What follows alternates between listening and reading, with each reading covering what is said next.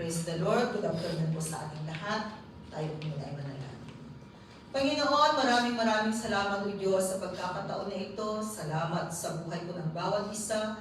Salamat maging sa mga salita mo na aming akong pag-aaralan. Dalangin ko, O God, patuloy na buksan mo ang espiritual na pag-unawa ng bawat isa. Banal na Espiritu, salamat din po sa iyong presensya sa pangalan ni Jesus. Amen. Praise the Lord. So, makakapuna po tayong lahat sa presensya ng Panginoon at maging sa ating mga online viewers, isa pong mapagpalang hapon sa bawat isa. Praise God. Nakahanda na po ba tayo sa kanyang salita? Amen. Amen.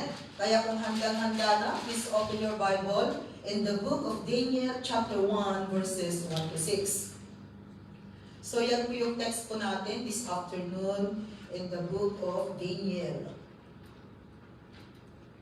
Okay. So sabi po dyan sa Daniel chapter 1 verses 1 to 6. In the third year of the reign of Jehoiakim, king of Judah, Nebuchadnezzar, king of Babylon, came to Jerusalem and besieged it. And the Lord delivered Jehoiakim, king of Judah, into his hand, along with some of the articles from the temple of God. These he carried off to the temple of his God in Babylonia, and put in the treasure house of his God. Then the king ordered Aspinas, chief of his court officials, to bring in some of the Israelites from the royal family and the nobility, young men without any physical defect, handsome, showing aptitude for every kind of learning, well-informed, quick to understand, and qualified to serve in the king's palace. He was to teach them the language and literature of the Babylonians. Verse 5. The king assigned them a daily amount of food and wine from the king's table. They were to be trained for 3 years, and after that, they were to enter the king's service. In verse 6, among these were some from Judah, Daniel, Hananiah, Mishael, and Azariah. Praise God. So this afternoon, actually po yung ating pag-aaralan, it is about the secret of Daniel. At alam natin na ang kwentong ito, dahil po sa katigasan ng ulo ng mga Israelites, ang nangyari po sa kanila ay dinala sila in Babylonia during that time. Under King Nebuchadnezzar, ang hari po ng Babylonia. At ito po yung nangyari. Isa si Daniel together with his 3 friends. Ano po yung mga kaibigan ni Daniel? Kilala natin. Sina Shadrach, Meshach, at Abednego. So, ibig sabihin, sila po ay inalagaan, sabi dyan, within 3 years. And after that, they will go to the service of the king. So, tingnan po natin sa salita ng Panginoon, si Daniel, na may mga sikreto po sa buhay ni Daniel na it will teach us, it will give us a lesson. Ang pangalang Daniel means God is my judge. So, ang ganda po pala ng pangalang Daniel. Kaya kung magkakaroon kayo ng apo, ang pangalan ay Daniel. God is my judge. So, sabi natin, what are the secret of Daniel? Ano nga ba yung mga sikreto po ni Daniel na pwede pong maging aral sa bawat isa sa atin para gayahin naman natin si Daniel? Number 1 po na makikita po natin that in the life of Daniel is that Daniel was a man of purpose. He is a man of purpose. Ibig sabihin, ang buhay ni Daniel, siya ay nabubuhay na mayroong plano, meron siyang goal, meron siyang gustong naisip sa kanyang buhay. Diba, ganun din tayo. Kaya nga bawat isa sa atin ay umalis ng Pilipinas, may purpose, may plano. Gusto nating mag-abroad. A man of purpose. Daniel chapter 1 verse 8. Tuloy natin. Yan sa verse 8 po ng chapter 1 of Daniel. But Daniel resolved not to defile himself with the royal food and wine. And he asked the chief official for permission not to defile himself this way. Oh, kasi during that time, sabi nga natin kanina, inalagaan sila, ang alagaan ng 3 years. And without that, within that period, maging sa pagkain, ito makikita natin, no? Na si Daniel, hindi lang basta-basta kung ano yung nandyan na kinakain niya, kundi meron siyang restriction sa kanyang pagkain. Kaya nga kung ating titingnan, no, kung itutuloy nating basahin, kasi alam natin na sa mesa po ng hari, di masasarap ang pagkain. Kasi nga pagkain ng hari, yan, masasarap. Pero for them, may mga bagay-bagay, kasi may mga pagkain na impossible ay hindi nila kakainin. Kaya sabi niya, it's better na lang na ibigay niyong pagkain ay vegetables and fruits. Yun po yung sabi po ni Daniel. So, talagang nandun na pinangatawan lang niya yung hindi pagkain ng karne, kundi ang pinili lamang nila ay fruits and vegetables. No? So, ganito kasi ang sitwasyon if you are a man of purpose, paninindigan mo. Kasi nga, you know it because in the life of Daniel, he knows na hindi basta-basta. Kasi we know that the Israelites, naiiba sila. For them, they really want to obey or to follow the instructions of God. Buti na lamang sa atin ngayon, nag-uulam pa tayo ng baboy. Actually, sa kanila, hindi sila nag-uulam ng baboy. Because marumi yun. Still na nasa Old Testament, they still carry ang mga Israelites. But for us, as long as na tinanggal natin yung dugo, yun lang naman yung hindi natin kinakain, yung dinuguan. Na talagang galit si Lord, no? At ayaw ni Lord. Ang alam natin nun, okay lang, kasi masarap ang dinuguan. Kaya kanina sa jail ministry, yun yung topic na talagang itinuro sa kanila this morning kung ano ba yung mga bagay-bagay na hindi nakakalugod sa mata ng Panginoon. So isa doon yung eating blood. So hindi ko lang alam yung mga reaction kasi kanina meron pa yung officer na nasa harapan namin na nung nabanggit ko. Medyo hinay-hinay lang yung idolatry. Kaya hindi mo direct sabihin na yung mga idols na sinasamba. Kundi ang sabi ko lang, no, minsan sinasamba natin yung may mata hindi nakakakita, may tenga hindi nakakakinig, may paa hindi nakakalakad. No? And then yung verse lamang doon na included in the 10 Commandments of God na huwag sumamba sa Diyos-Diyosan. So hanggang sa word lang akong Diyos-Diyosan. Kasi kinakailangan meron pa sa kanila kasi pag nag-umpisa, pag nag-prayer, may nagpo-cross pa. Nagsasanod na cross. So talagang kung paano mo ituturo. Basta ang kagandahan, at nakita ko rin naman yung MC ba very supportive. Kasi ang ganda yung sabi ng MC, yung first na natapos yung 9 o'clock kasi pumasok ako ng 9 o'clock, pumasok pa ako ng 10 o'clock. The same message yung aking i-preach kanina umaga. So, ang ganda rin naman ng pasok ng MC kasi sabi niya, salamat dahil talagang tinuturuan tayo ng Panginoon kung ano ba yung mga talagang way ng Panginoon para maging kalulog tayo sa kanyang mga mata. Okay. In Matthew chapter 6 verse 33, so, sabi niya, but seek first His kingdom and His righteousness, and all these things will be given to you as well. Tunay po mga kapatid, na kung hahanapin po natin ang kaharian ng Panginoon at ang kanyang kabanalan, anuman ang kailangan natin, God is able to give unto us. So ganito po yung tinatawag na man of purpose. Talagang nandun na meron siyang prinsipyo sa kanyang buhay. No? Di ba ang taong maprinsipyo minsan, may pangamba ka kasi talagang kinakailangan i-explain mo muna bago matinag yung kanyang desisyon. Kasi talagang titingnan niya kung yung bang sinasabi mo ay okay ba para medyo mabago yung kanyang prinsipyo. Okay lang naman po yung mga prinsipyong tao, basta ang kagandahan, it is in accordance with the word of God. Pero yung prinsipyo na talagang sariling prinsipyo mo at prinsipyo sa mundo, ay iba na po yun. Ibang usapan na yun.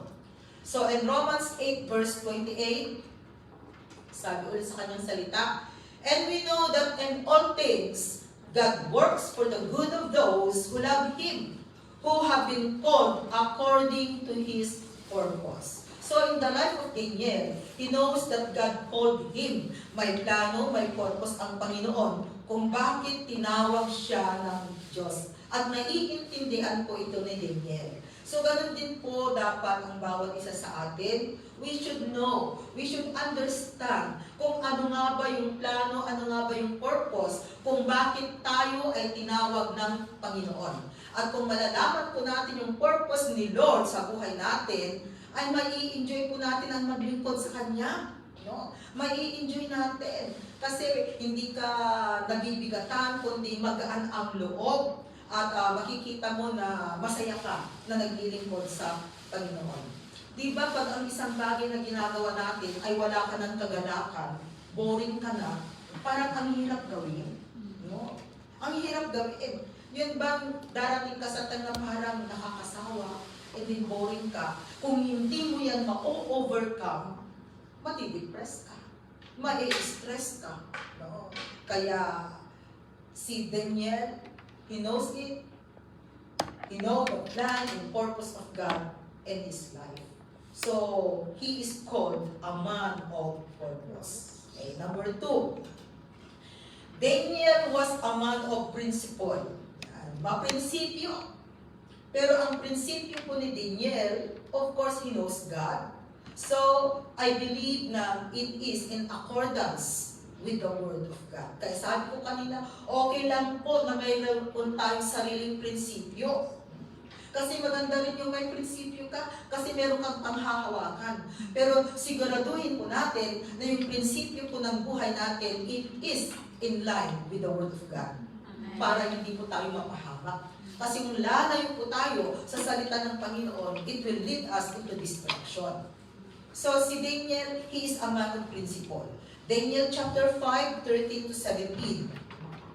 Okay, tingnan natin. In Daniel chapter 5, 13 to 17. Sabi dyan. So Daniel was brought before the king, and the king said to him, "Are you Daniel, one of the exiles my father the king brought from Judah? I have heard that the spirit of the gods is in you, and that you have insight, intelligence, and outstanding wisdom. The wise men and enchanters were brought before me to read this writing and tell me what it means, but they could not explain it." Meron kasing nangyari, kasi itong si anak ni King Nebuchadnezzar na si King Belshazzar, no? Ginamit niya kasi yung mga kasangkapan sa templo para pinag-inuman ng alak, parang bang kinutyan niya yung mga gamit, no? Para sa Panginoon. Kaya ang nangyari tuloy, biglang nagkaroon ng sulat sa dingding. Paano na lang kaya yun? No? Yung nag-iinuman kayo and then may sulat sa dingding. No? May naisulat doon. So, hindi niya ngayon alam kung ano ang meaning. Kaya pinatawag si Daniel. Oh. Ito. Kaya sabi niya, "Now I have heard that you are able to give interpretation and to solve difficult problems. If you can read this writing and tell me what it means, you will be clothed in purple and have a gold chain placed around your neck, and you will be made the third highest ruler in the kingdom." Ang ganda pag na-interpret yung nakakasulat dun sa dingding. Verse 17. Then Daniel answered the king, "You may keep your gifts for yourself and give your rewards to someone else." Mga prinsipyo, hindi pwedeng bayaran. No? And then sabi ko, "Nevertheless, I will read the writing for the king and tell him what it means." So dito, makikita natin na si Daniel, siya yung taong hindi siya nakatingin sa pera. No? Gagawin niya ang isang bagay, pero hindi pwedeng bilhin ng pera. So sabi niya dyan sa verse 17 kanina, "You may keep your gift for yourself, pero i-interpret ko pa rin kung ano ang ibig sabihin." Kaya nga nung binasa ni Daniel, yung ibig sabihin ng nakasulat, talaga ba namang talaga ba naman na si King Belshazzar ay natakot? Kasi yung nakasulat doon, many tekel parsin. Yan. Ang nakasulat, hindi niya maintindihan. Pero in-interpret ni Daniel, many means God has numbered the days of your reign and brought it to an end. Isang word lang, ang daming meaning. Tekel, you have been weighed on the scales and found wanting. Peres means your kingdom is divided and given to the Medes and Persians. So after King Nebuchadnezzar, the Babylonian Empire, after the Babylonian Empire, it came the Median and Persian Empire. Ang pangalawang empire, remember there are 4 empires. Babylonian Empire, after that nahati, Medes and Persian Empire, after that the Greek Empire and the Roman Empires. Ang kapanahunan ng ating Panginoong Jesus, Roman Empires. So, dito makikita natin that Daniel, he is a man of principle. Ay, maganda sana pag ganito ang mga tao, yung bang hindi nasusuhulan. Pero ngayon kasi uso-uso ang suhol. Pag may suhol, okay na, pasado ka na. Pero siya ay hindi po nasusuhulan. Daniel, Psalm 15 verses 1 to 5. Sabi dyan, Lord, who will dwell in your sanctuary, who will live on your holy hill. Next verse. He whose walk is blameless, and who does what is righteous, who speaks the truth from his heart. Ito daw po yung mga pwede sa kaharian ng Panginoon. Yung lumalakad na blameless, ibig sabihin, righteous living. Gumagawa ng tama, nagsasabi ng totoo from his heart. Next verse. And then sabi diyan, and has no slander on his tongue, who does his neighbor no wrong and casts no slur on his fellow man. Hindi siya nagkikismis. Hindi niya sinasabi yung negative. Yan. And then verse 4, sabi niya, who despises a vile man but honors those who fear the Lord, who keeps his oath even when it hurts. Na talagang sasabihin niya kung ano yung totoo, kahit na masaktan. Di ba mas maganda yun? Yung bang nire-rebuke ka. Kaya pag medyo na-rebuke tayo, magpasalamat tayo. Kasi nga, we can have that discipline, madidisiplina tayo. Pero kung nire-rebuke ka at sabihin mo na, hindi ako ganyan, alam mo, matatakot na rin ang taong mag-rebuke sa'yo. O di kaya ayaw na nilang magsabi sa'yo ng negative. Kasi sabihan mo yan, ganito, hindi niya tatanggapin. Diba? Kaya tingnan natin. Maganda kung may mga negative because in that negative comment sa atin natututo tayo. Kung tayo yun, edi may chance pang mabago, isang Kung hindi tayo, it's okay lang. It will not affect us. Paano kung totally na nireject mo siya? Edi ikaw ang lugi. And then wala na, imbis na sa susunod, may makikita na naman silang mali at sasabihan, oy sister, yung ganito. Dahil nga ang comments mo, ang attitude mo ay you never accept it, wala nang lalapit sa'yo para magsabi. So hindi ka na correct. Ikaw ang lugi pag ganoon. Verse 5. Who lends his money without usury and does not accept a bribe against the innocent.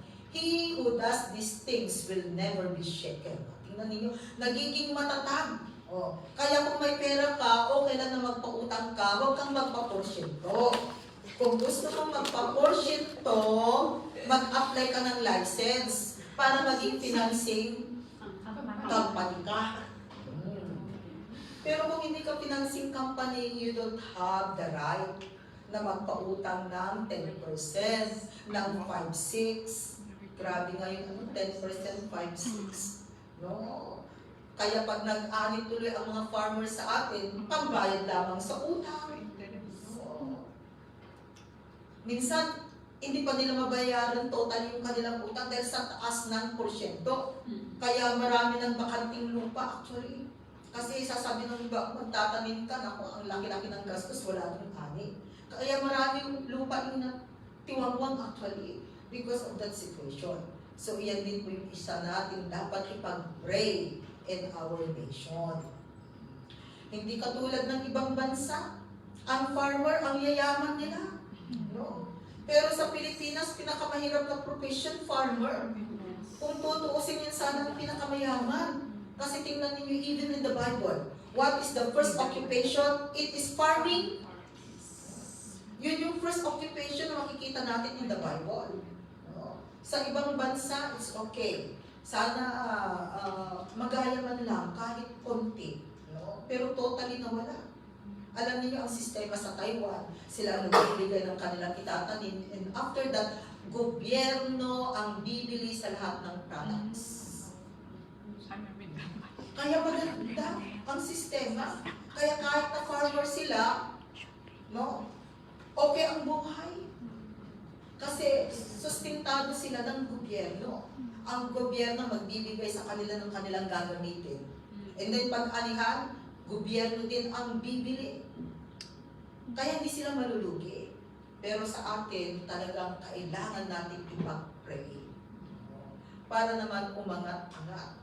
Kung noon ang ginagawa natin, tayo yung nag-i-import, ng rice. Pero ngayon, nag-i-import lang. Tayo na ang bumibili. Hindi tayo ang nagtitinda.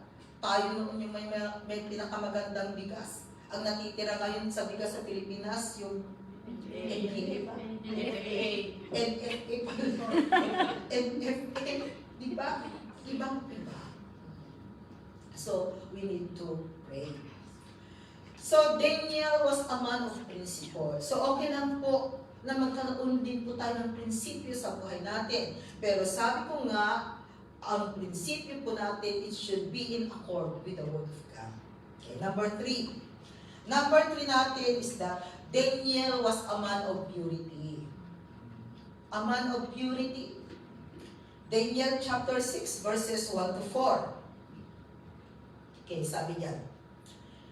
It pleased Darius to appoint 120 satraps to rule throughout the kingdom, with 3 administrators over them, one of whom was Daniel. So makikita natin na pinagpala si Daniel, itinaas sa posisyon.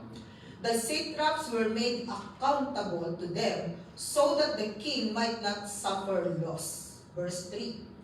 Now Daniel so distinguished himself among the administrators and satraps by his exceptional qualities that the king planned to set him over the whole kingdom. Ito ang plano ng hari. No? Kasi meron siyang katangian na exceptional.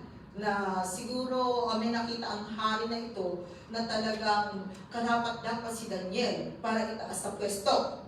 Verse 4. At this, the administrators and the satraps tried to find grounds for charge against Daniel in his conduct of government affairs.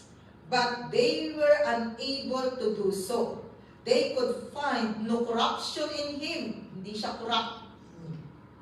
Because he was trustworthy and neither corrupt nor negligent. Oh, praise the Lord. Ito yung kailangan sa bansa natin, di ba? Oh, itong qualities na ito, na hindi siya corrupt.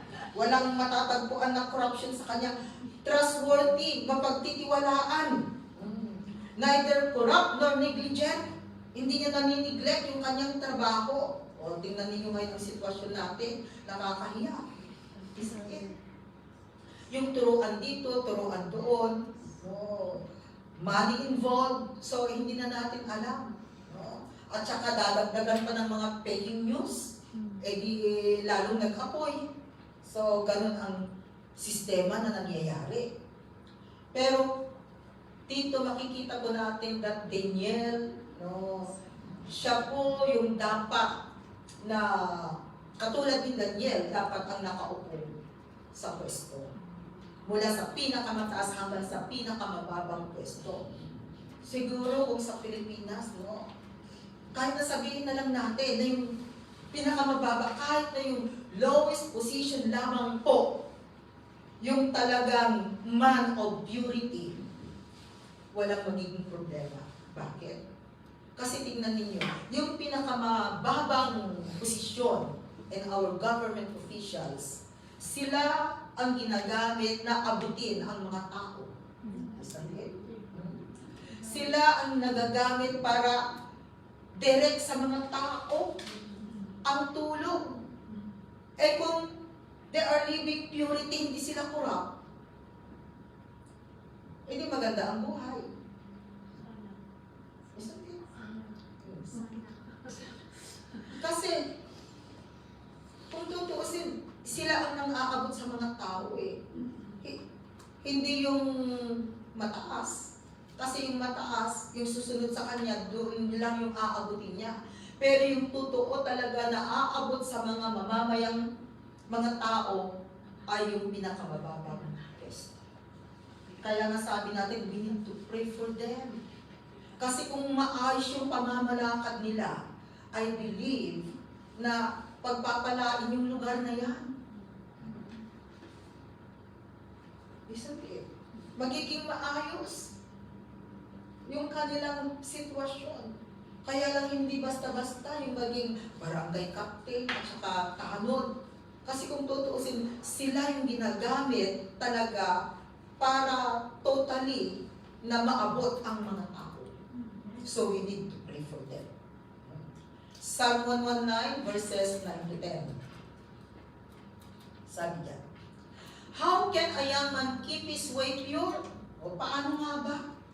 No? Na ang isang tao ay makakapamuhay nang naaayon po sa kabanalan na galing sa Panginoon. Ayan, ang sagot. By living according to your word. Sa pamamagitan ng salita ng Diyos. Kaya sa mga salita na ating napapakinggan, we need to put it in action. Verse 10. I seek you with all my heart. Do not let me stray from your commands. So ito din po dapat yun pong desire ng puso natin na talagang hahanapin natin ang Diyos buong buhay, buong puso. At sa kanyang mga salita, talagang nandun po na sinusunod natin ang salita ng Diyos. 1 Timothy 4 verse 12. Okay. Sabi ulit yan sa 1 Timothy chapter 4 verse 12. Don't let anyone look down on you because you are young. Yan po ang sabi kay Timothy. But set an example for the believers in speech, in life, in love, in faith, and in purity. So, ganito po mga kapatid, yung para din po sa atin, hindi lamang po para kay Timothy, this word of God. So, maging example po tayo sa ating mga kapwa. Sabi dyan, set an example for the believers sa pamamagitan ng pananalita natin. Kaya nga, ito yung minsan na hindi tayo makapasa sa attitudes and behavior. Doon, nagkakaroon ng problema. Yung attitudes, yung behavior natin, yung the way we talk. Kaya nga, kinakailangang baguhin ang mga dapat baguhin. In life, maging ang buhay natin, nakikita po ba nila yung pagpapala sa buhay natin? In love, nakikitaan ba tayo ng pagmamahal? Yung klase ng pananampalataya natin, nakikita ba ng tao yung ating pananampalataya sa Panginoon? Even in purity, yung ating buhay, nakakalugod ba? Maging sa ating mga kapwa-tao? Napakahalaga po yan mga kapatid. No?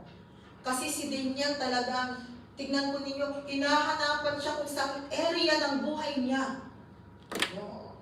Para sana maisumbong. Kasi nga, ang gagawin sa kanya ng hari, bibigyan na siya ng mataas na tungkulin. So yung mga inggitero, marami kasi mga naiinggit. May mga naiinggit kasi sa buhay natin. Mga tao nakapaligid sa atin, yung bang nakikita nilang umaangat ka. Imbis na maging masaya sila, hindi sila nagiging masaya. Kundi gumagawa sila ng kwento, no? Para ikaw ay i-down, which is very, very wrong.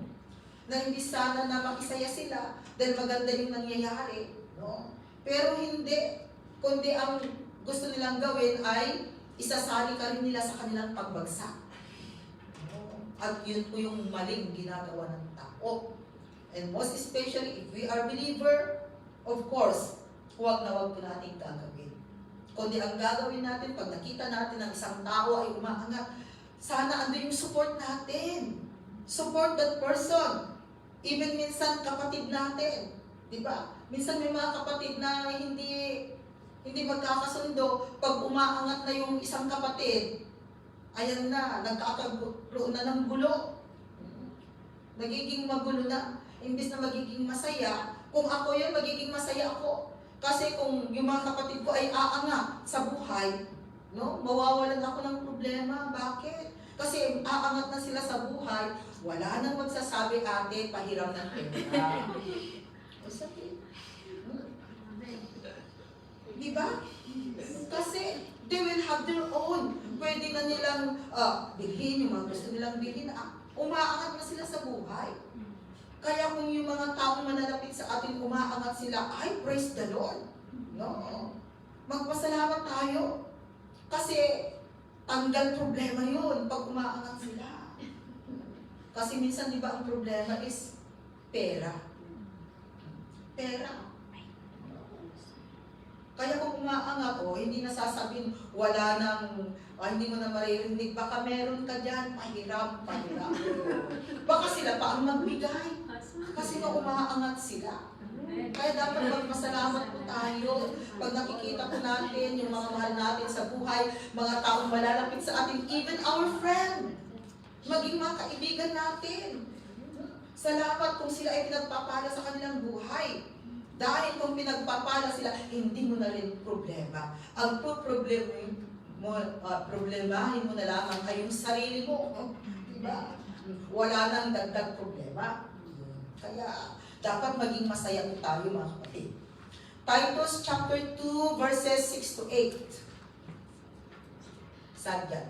Similarly, encourage the young men to be self-controlled. And everything, set them an example by doing what is good. In your teaching, show integrity, seriousness, and soundness of speech that cannot be condemned, so that those who oppose you may be ashamed because they have nothing bad to say about us. No, diba? Tingnan po ninyo si Daniel, he is a man of purity. Yun bang ibig sabihin, mas maganda mga kapatid, diba? Parang maganda ba sa feelings yung pag nakikita kanila ay okay ang mundo. Hindi yung pag nakita kanila, sasabihin sa'yo, tingnan mo yan. No? Supla-suplada niya. Uy, tingnan mo yan. Utangera. O, tingnan mo yan. Chismosa. Di ba? Hindi maganda, masagwang tingnan. Isn't it? Kaya yan, sinasabihan ko tayo. Para daw yung mga nakakakita saan, especially yung mga inggitera, wala silang makitang butas. Dahil ito ang sitwasyon na nangyari kay Daniel. Kasi yung the way ng trabaho niya ay maayos, mapagkakatiwalaan, trustworthy, sabi niya. No? Talagang ginagawa niya yung dapat niyang gawin. Kaya kung sa bahay ni Amo, talagang gagawin mo yung mga dapat mong gawin. Kahit na nung una si Amo ay hindi mo maintindihan ang ugali. But later on, nakita nila na you are trustworthy, mapagkakatiwalaan, then makikita mo ang pagbabago. So, tunay po mga kapatid. Ayan, kaya hinahanapan po ng butas si Daniel. Pero wala silang makita because he is a man of purity. Okay, number 4. Another is that Daniel was a man of prayer. Prayer. Kumusta na po yung prayer life natin? O, di ba? The first lessons that we have Friday group, prayer. Do you still remember our topic last Friday? It is about prayer. No. Yung unang Friday natin. No. Prayer yung ating pinag-aralan. that we should become a woman of prayer.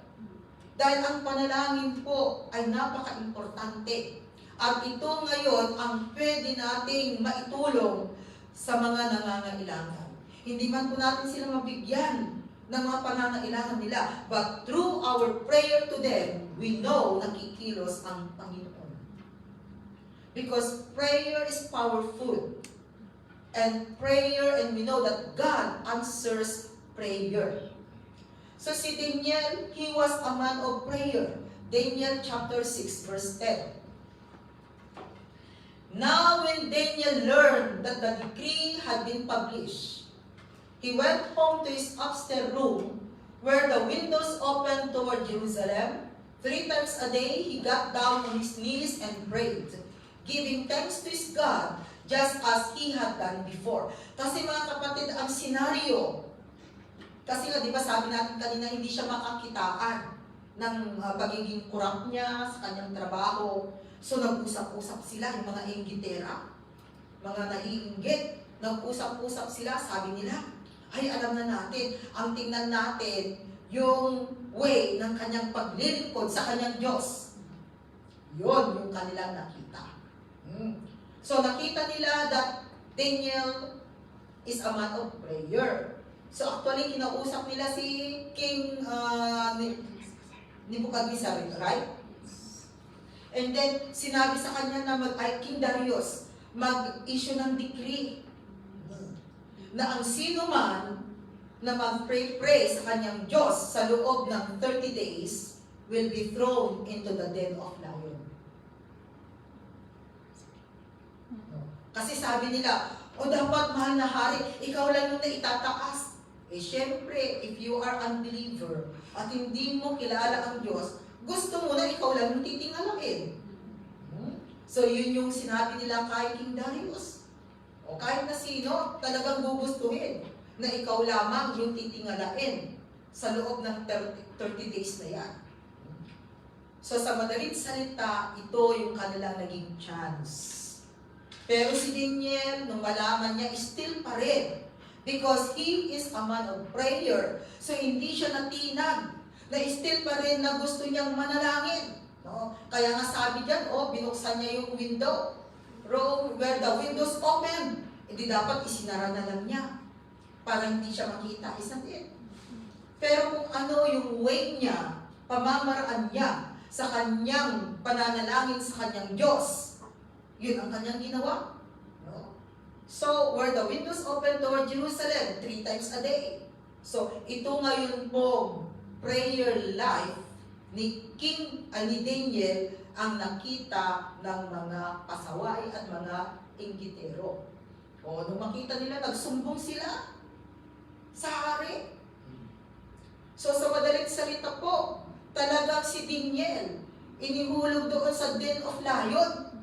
Pero ang napakaganda, nung siya po ay nandun na sa kulungan ng layon, natahimik ang mga layon. Siguro ang ginawa lang nila, sige, wag kang iimik layon, wag mong ibuko tayo yung bunganga. So nandun lang sila.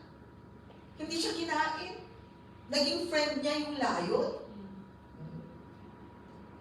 Kaya nga during that time, madaling araw pa lang, dumating na si King Darius, sabi niya, Daniel, iniligtas ka ba ng Diyos na pinaglilingkuran mo? Nung sumagot si Daniel, inihahon siya. Sino ngayon yung inilagay doon? Yung mga inggitero. Hindi pa sila nakakalapag, talagang sinunggaban na sila ng mga layon. Sila ang nakain ng layon.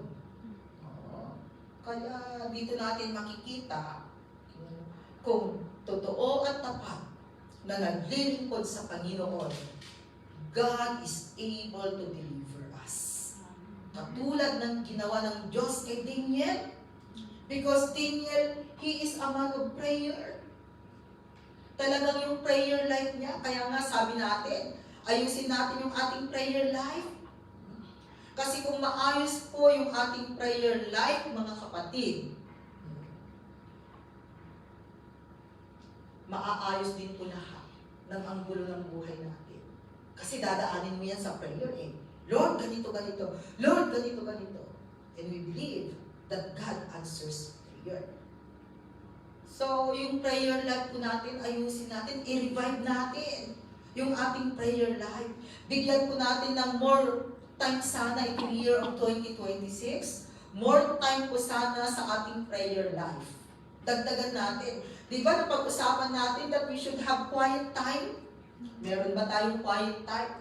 Nagse-set aside ba kayo ng quiet time sa Panginoon? Kahit na ilang minuto lamang na talagang nakikipag-communion ka sa Panginoon. And then sabi natin last Friday, you have your prayer partner. Sino yung present dito last Friday? Parang wala. Ay, Sister Jenny. Diba? Meron kayong naging prayer partner last Friday, right? Oo. So, pwede ninyo maging prayer partner. Alam po ninyo, we need prayer partner. If you don't have prayer partner, you look for someone to become your prayer partner. Dahil ang prayer partner mo na yan, no, malaking tulong sa iyo.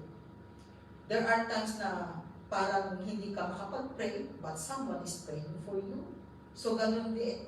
At saka mapipilitan ka talagang mag-pray. Lalo na pag yung prayer partner mo, sinabi mo, oh sister, pag 10 o'clock ng gabi, natapos ko na ang trabaho, pag available ka, sige, tawag tayo at mag-pray. And you can pray with one another. Kung hindi man kayo available sa telephone, no, you can have your time. Pwede kayong magsabay while you are there sa amo mo. At 10 o'clock, you kneel down. Ganun din siya, kneel down and pray with one another. Kung may mga prayer request ka, sabihin mo sa prayer partner mo, ganun din siya, vice versa. Di ang ganda mga kapatid. Special everyday na ginagawa nyo, ay talagang mapapalakas ka. So, napakaganda po. Kaya if you don't have prayer partners, look for someone to become your prayer partners. Para the more pa po na aangat yung ating spiritual life. 1 Thessalonians 5:17-18. Sabi diyan, pray continually. Verse 17, pray continually. So, ibig sabihin, 24 hours ang prayer. Pray continually. Hindi niya sinabing mag-i-stop, kundi continuous. The word continuous means you will not stop. Pero hindi ko naman sinabi, na talagang 24 hours na talagang luluhod ka at mag-pray. Hindi mo yun. Kundi our spirit, nakatune in sa Panginoon. Yun po yung ibig sabihin, nag-pray continually. Kasi kung ikaw yung taong palaging nag-pray, kahit na saan ka lugar, bigla na lang ba na lumalabas sa'yo yung pagiging prayerful mo? Kahit na nakasakay ka sa MTR, and then hindi ka lalabas ng MTR na hindi nakapag-bless. Hindi mo nasabi na, Lord, hindi ko man kilala yung mga taong nakasakay dito, but Lord, I pray for their salvation. Bless them, Lord. Amen. A simple prayer. Kung naglalakad ka, meron kang makita dyan, why not? Oh Lord, parang nangangailangan yung tao yun. Bless him, Lord. Send someone to help that person. Prayer. And you help that person. Kaya nga yung pagiging prayerful po natin, talagang makakatulong mga kapatid. It is a great help to those who are in need. Hindi lamang po para sa atin. So pray continually, and then sabi diyan, give thanks in all circumstances. Palaging magpasalamat. In all, hindi niya sinabing some, sa lahat ng pagkakataon, sabi diyan, magpasalamat. For this is God's will for you in Christ Jesus. Dahil ito po ang kagustuhan ng Panginoon. Na tayo ay magpasalamat, having a thankful heart, mga kapatid. Verse 19. Ay, wala na yun? 17 dito. Okay. Give thanks, for this is God's will. So, be a woman of prayer. Colossians 4:2, another supporting verse, sabi yan, devote yourselves to prayer. Tingnan nyo, devote. Pag sinabing devote, talagang paglaanan natin ng oras, ng panahon, ang manalangin. Huwag nating hahayaan mga kapatid na mas marami pa pong oras yung kapipindot natin sa cellphone kaysa yung pag-pray natin sa Panginoon. Unahin muna natin ang Panginoon bago pindot-pindot ng cellphone. Kasi pag once na inuna mo na ang kapipindot at hindi ka pa nag-pray, sasabihin ko sa iyo, pag natapos ka ng magpindot, dahil pagod ka na sa kapipindot, higa ka na, thank you Lord, amen. Tulog. No, masira ang prayer life. No. O di kaya hindi ka pa nag-amen, tulog na, and you have the longest prayer. Kasi pag gising mo sa umaga, mag-aaral ka na. So, yung ating prayer life, mga kapatid, tingnan natin. Remember that prayer, it is the oxygen of a believer. Ang kalintulad po ng prayer ay ito yung oxygen natin. Kung sa mundo mawalan lang po tayo ng oxygen within 5 minutes, dead ball na tayo, isn't it? So kung ang isang Kristiyano, no, ay hindi nananalangin, edi ang kalintulad niya ay nasa ICU na nilalagyan ng, kailangan lagyan ng oxygen. Kaya mga kapatid, be a woman of prayer. Remember that prayer is very powerful. Powerful tool, ika nga, na ibinigay ng Panginoon sa bawat isa sa atin. So, ano po ang sikreto po ni Daniel? No? Sabi natin, Daniel was a man of purpose. May purpose, alam niya. Kaya nabubuhay po siya na may purpose sa mundo ito. Daniel was a man of principle. May prinsipyo. At ang prinsipyo niya, of course, it should be in accordance with the Word of God. And not only that, he is also a man of purity. Talagang ang buhay po niya ay talagang makikita mo ng kabanalan. Oh, meron siyang integridad. No? He is living trustworthy. No? He is living honest. No? Kaya makikita natin dito that Daniel, ay, because of his life, so pinagpapalas siya ng Panginoon. And Daniel was a man of prayer. So ito po yung sikreto po ni Daniel, mga kapatid. Na kung mapapasa atin din po ito, pwede rin naman po natin gayahin isang eh di palitan natin yung pangalang Daniel ng isulat mo, pangalan mo. Katulad ko sana, Sonia was a woman of purpose. Sonia was a woman of principle. Sonia was a woman of purity. Sonia was a woman of prayer. Amen? Oh. So, dublihin ninyo yung secret and then ang title, The Secret of Sonia. Diba? Kung ano yung pangalan mo, palitan mo si Daniel ng pangalan mo. Amen? So, praise God.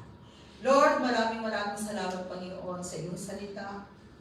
Na minsan pa po, tinuturuan niyo po kami, O God, kung paano po kami makapamuhay sa mundo ito nang naaayon sa iyong pamantayan.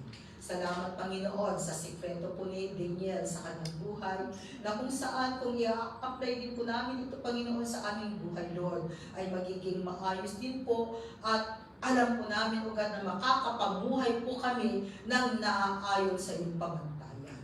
Kaya dalangin ko, O Diyos, na patuloy na hawakan mo ang buhay ng bawat isa. Maraming salamat, O God, at ibinabalik ko sa iyong mataas na papuri sa pangalan ni Jesus. Ibalik ko po sa Diyos.